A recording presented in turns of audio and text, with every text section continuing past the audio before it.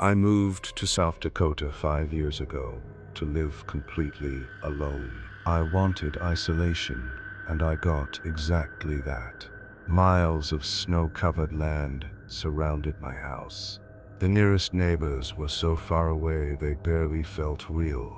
For years, nothing unusual ever happened, until one February blizzard changed everything. The storm escalated faster than I expected. By the time I reached home, my front door lock was frozen solid. My truck sank helplessly into the snow. There was no phone signal. With no other option, I started walking toward the nearest house. By the time I knocked, my body was shaking uncontrollably. A man named Joe answered the door. He was in his 50s, plain looking, but something felt off. His eyes never seemed to stay focused on me.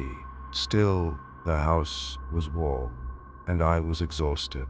Joe told me I could sleep on the couch. Sometime after midnight, I heard heavy thumping above me. It sounded like footsteps on a ceiling. The house didn't have a second floor. I sat up and froze. Joe was standing in the doorway, silently watching me. Without warning, he lunged. We fought violently in the darkness. He tried to choke me while screaming about her. He kept saying she was lonely and that she wanted me. I shoved him away and ran straight into the storm. I collapsed on the porch of the next house. The family inside took me in and saved my life. The next morning, they told me the truth. Joe's wife had disappeared years ago.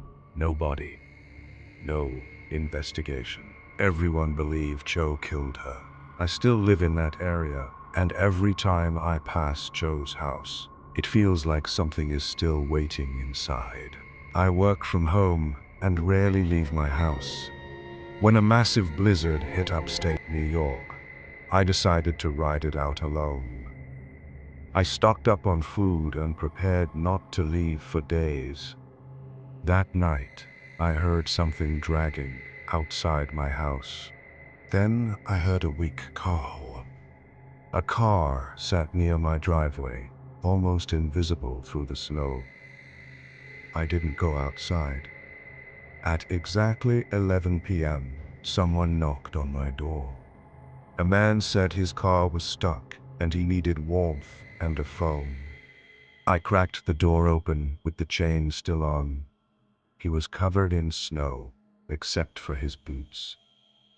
They were clean, completely dry. I told him I would call for help.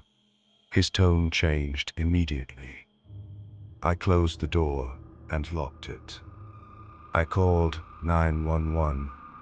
While I was on the phone, I heard footsteps moving around my house. They didn't sound rushed. Then someone slammed violently against my back door. I ran to my bedroom and grabbed a knife. I locked myself inside and waited. Police arrived much later. They found the car still sitting there. The engine was cold. There were no footprints from the road to my house. The next morning, I found muddy handprints on my bedroom window. They were pressed against the grass from the outside. Days later, another house nearby was broken into. Nothing was stolen. That's when I realized he wasn't trying to rob me. I'm convinced whatever came to my door wanted inside, and I'm glad I never let him in.